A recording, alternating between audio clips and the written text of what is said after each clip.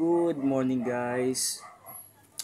Nireview ko kanina yung mga in-upload ko na video na related sa spin dryer ng washing machine. Napansin ko na hindi ganoon kalinaw yung pagpapaliwanag ko. So, ngayon, naisip ko na igawa ito ng mas malinaw na paliwanag. Ito ay motor ng washing machine. Ito ay 110. Ngayon, hindi ko alam kung ano ang configuration ng wiring na ito. So, ang ginawa ko, gagamitan natin ng tester para malaman kung ano yung tamang configuration na ito. Tandaan natin, once na mali ang configuration ng wiring natin, may possibility pa rin na iikot to. Pero ang tendency katagalan, maluluto ang makina, masisira ang makina. Okay, isa lang naman sa paraan niyan ay gagamitan natin ng tester. Una, ilista natin yung mga kulay ng wires. Okay? Then, susukatin natin yung resistance ng bawat isa kumpara sa ibang wire. Okay? Sukatan natin yung blue versus yellow. Then, blue versus red. Then, ang hindi pa natin susukatan is between yellow and red. Okay? Nasukatan ko na ito kanina. Okay? Ito yung lumabas na reading. Medyo mababa ito kumpara sa karaniwang mga motor ng dryer dahil ito ay 110. Okay. Ang kailangan natin mahanap is kung ano yung may pinakamataas na resistance.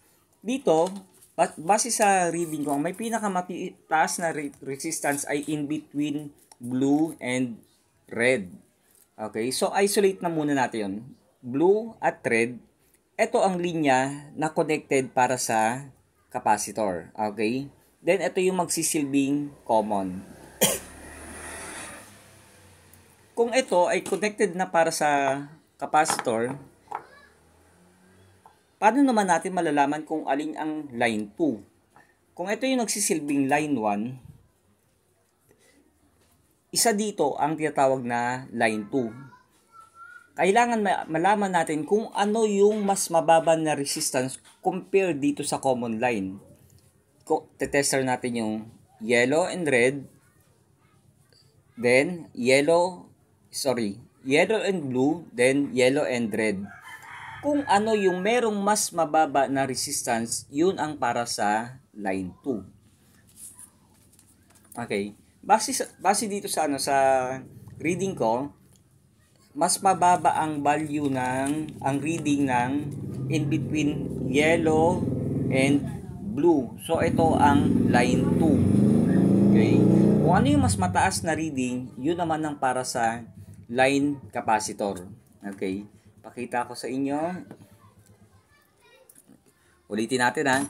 Una sa lahat, alamin kung ano yung pinakamataas na resistance dito sa tatlo na to. Ang na-identify ko is ito. Red and blue. So, ang natitira, yun ang tinatawag na line 1. Then, ang line 1 ay nakakonect para sa cord. Okay? Kabit na natin to.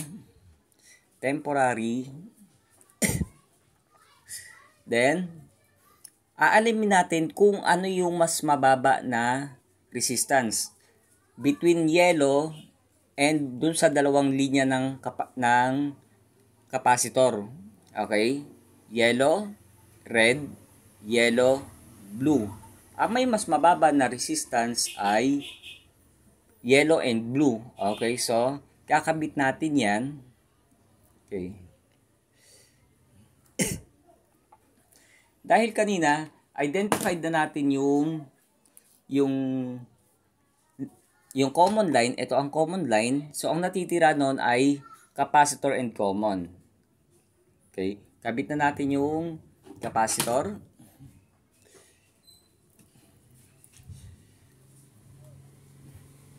Mahalagang malaman ang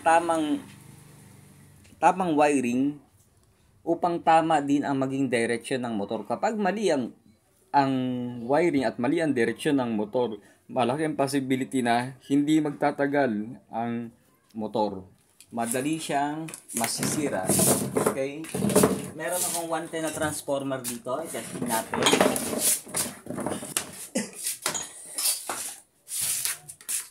Ayan. Testing na natin. Okay, plug natin. Okay.